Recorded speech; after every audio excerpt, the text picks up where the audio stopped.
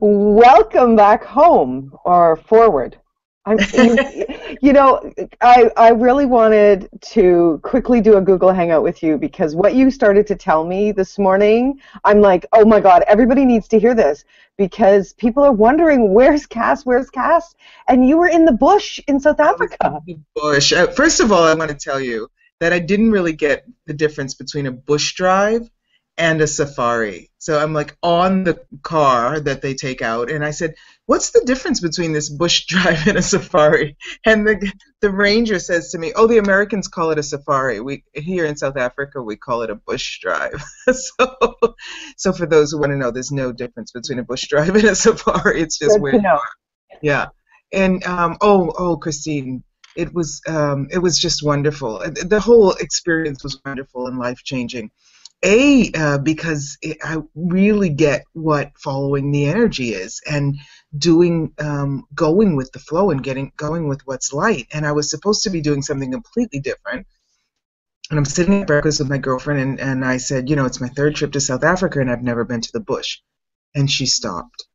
And I was like, oh my God, what's going on with you? And this, whatever was going on with her, I felt the energy of it. And I was like, oh my God. She said, I just was about to cancel a weekend trip to the bush that I had reserved. But you can't leave South Africa again without going to the bush.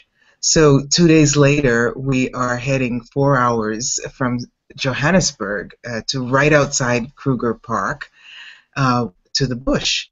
And And can I ask you a question for because I have no idea. What is Kruger Park? Kruger Park is this huge park where they do bush drives and safaris, where the animal life is amazing. It's an enormous um, park, the place to go for a safari or a bush drive in South Africa, evidently. Right. And this she calls herself declaredly, my friend Judy, a bush hog because she loves to be out there, and I get why. What was so amazing to me. The air is just wonderful and delicious, and you breathe it, and it's a sensorial trip because you hear so much the animals. You feel the nature around you. You smell the smells are incredible, and the sort of sixth sense of those animals, what I was telling you before, it so is how much we imitate nature, or we are these beasts of nature. And what I was talking to you about is I saw tons of animals. I've got my little checklist here, my bush checklist, and nobody can believe that I was there for just 2.5 days, 3 days. We got there in the afternoon, had lunch, and then we went out on our 4:30 bush drive, and we immediately tons of impalas, tons of water bucks they make the joke that the water bucks are the only animals that sat on a painted toilet seat because they have these white circles around their bums, right? Lots of birds, and the first day we saw the lions. And I absolutely love lions. I grew up with this film, Born Free, and I can sing free as the wind blows, this love story this woman had with the lion. Right. And so the male lion that I saw was completely on his back with his legs up in the air, just chilling, which is the sign that he's satisfied. He's full. He's not on the hunt. you know? If he's satisfied and full, it means all the signals are so great. It means that the female lions, the lionesses, are somewhere with the cubs, and they are feeding on whatever it is he's full on, because the order of the jungle, he eats first. Right. And the I mean I didn't, I forgot it maybe. And it's every lion, or maybe if he's got a brother, they have their little tribe, their pride, they call it. So the pride consists usually of, a lion and a couple of lionesses, and then the cubs, right? Yeah. Anyway, I'll tell you about this part later. But if perchance a lion that is not the head of the pride, that pride, a lion from another pride, mates with one of the lionesses, the lion that is like her lion kills the cubs. Oh boy.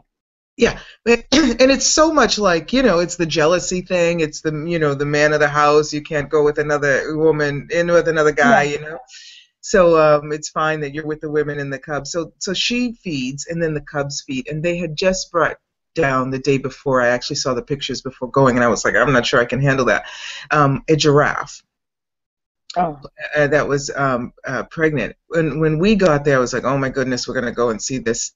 And somehow in the wild, it was just so natural, Hmm. because they have to eat, and that's there's prey, there's predators, there's so all these beautiful little cubs feeding off of the catch, the kill, Yeah. or what they call it, and then they were full, and we sort of followed them, and they were by the water, and I've got time. I took way too many pictures, and it's that it was I feel very Great. Great. yeah. I guess I'm dealing with pictures later. Yeah, there's lots of pictures, and they came up to us, and they just look.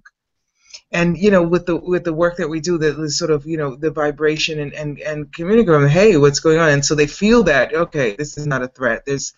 And so lots of giraffes. I've never seen a giraffe live. I've been to the zoo, so I must have, but it's so different in the wild. I'm sure. And they don't run from you because they're home. You're a visitor. Are you cool? Okay, you're cool. So, and the rangers are so respectful of them. I mean, even going back to the lodge at night, they've got there's a ranger and oh my goodness, I call him a looker, a looker outer. He's a tracker. That's what they call him, a tracker. Doctor. So he's with his flashlight and he's looking around, and as soon as he spots something, the ranger turns off the lights on the car so that it doesn't disturb them, And Mm. so they just stand there and they look at you and they're like, "All right, I'll get out of the way, maybe." And so they walk across. They just they just want you to know. They just want to know that you know that they're in charge. well. The funny the pecking order. So, do you know what the most dangerous animal in the bush is? Well, no, I would think it's the lion, but I'm thinking that's too obvious. Hello, am I on again alone?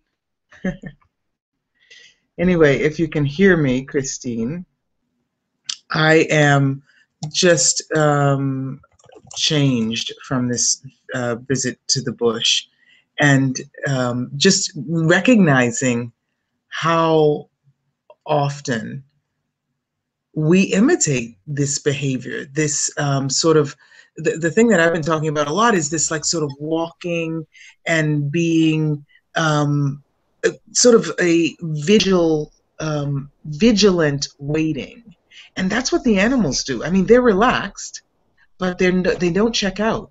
So that when you hear them, when you hear the baboon, for example, crying or complaining, as the rangers call it, the animals are like, I wonder why the baboon is complaining. So who is it that the baboon would complain about? Who is it that could reach up the tree to bother the baboon? Hmm, lions aren't climbing up the tree that high. Must be a leopard that could climb up the tree and really bother the baboon. So the impala who's walking is like, I was going to go this way, but the baboon's cry is coming from that direction. So maybe I need to go the other way. But let me just see where my group is, because maybe I want to somehow signal to them that they need to keep going. I mean, it's just such an amazing order and way of life, and a 10-second increment living, and a never checking out, and an always being present, and having ease with that. It's just so much fun. It's a lot of fun. So I don't know if you can hear me. I can hear you. I Okay. can hear you. And when we had the little technical issue, I was saying that I, it's a dream. It's more than a dream. It's an absolute must. I must be in South Africa in this lifetime. I must. Yeah. And I wanted to come with you. I wanted to be there more than anything. And my life goes in different directions, unfortunately sometimes. But to hear you talk about it, I could see it in my mind's eye. I could feel it, and it's as close as I've gotten so far, but I'm getting closer. So thank you. Yeah, So and you know much. what? It happens when it happens. Because I didn't make any plans to do it, and it came about that morning when I was having breakfast with my girlfriend, and really we had not exhausted the topics to talk about, but our breakfast was over, and I was supposed to be going somewhere, and it just happened when it happened. And I was saying to you, I don't know if we got that. What's the most dangerous animal in the bush? And it is the buffalo, not the water buffalo, but the buffalo. And we saw the buffaloes. It was very funny because we went out on the second evening ride and we were like, okay, buffalo, we've checked, we need the buffalo. And we go 100 meters and there's the buffaloes, Oh but my not one God. buffalo, tons of buffalo. Really? And the ranger says the buffalo is the most dangerous animal because the buffalo gives no warning. The buffalo gives no warning when he's about to charge.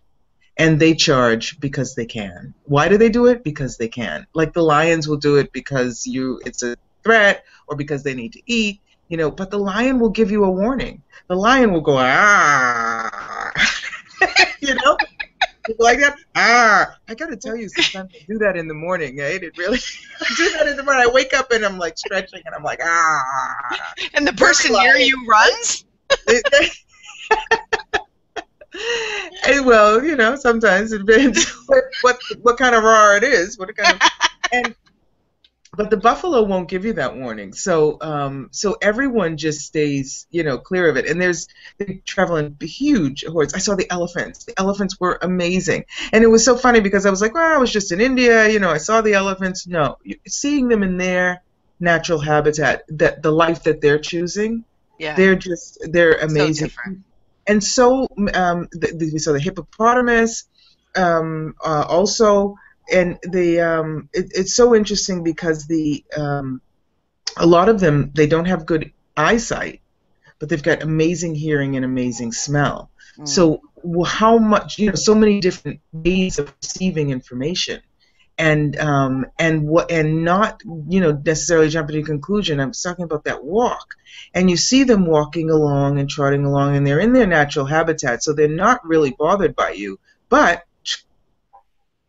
the body is attent when they hear something. They're listening, Right. and then they choose whether or not, okay, is that information to stop. They're not walking around saying, "Oh, I can't see very well, so I'm a less than."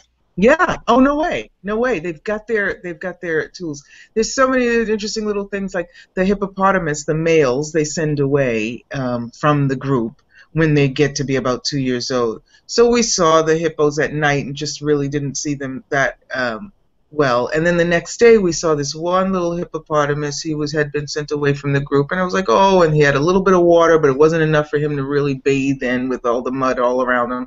So he was walking, to find some mud.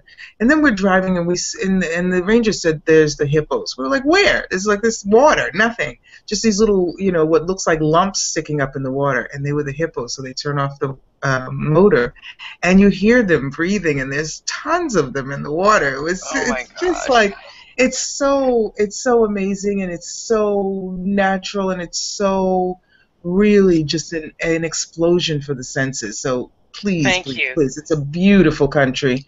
It's a beautiful experience, and definitely get to South Africa. And there's some great folks there. If you need a connection there, I've got a connection there. So you got a girl. You got a guy. I know people who know the lions and who know the leopard. Did I tell you about the leopard? No, but Kass, we gotta go. We're gonna have to save this for another time. But this is totally being Kass. Yeah, and I've got lots of pictures, and maybe we can post the pictures. So we'll post the pictures. Them. Thank you, darling, so much. Yeah. Thank you. Bye. Bye-bye. Bye-bye.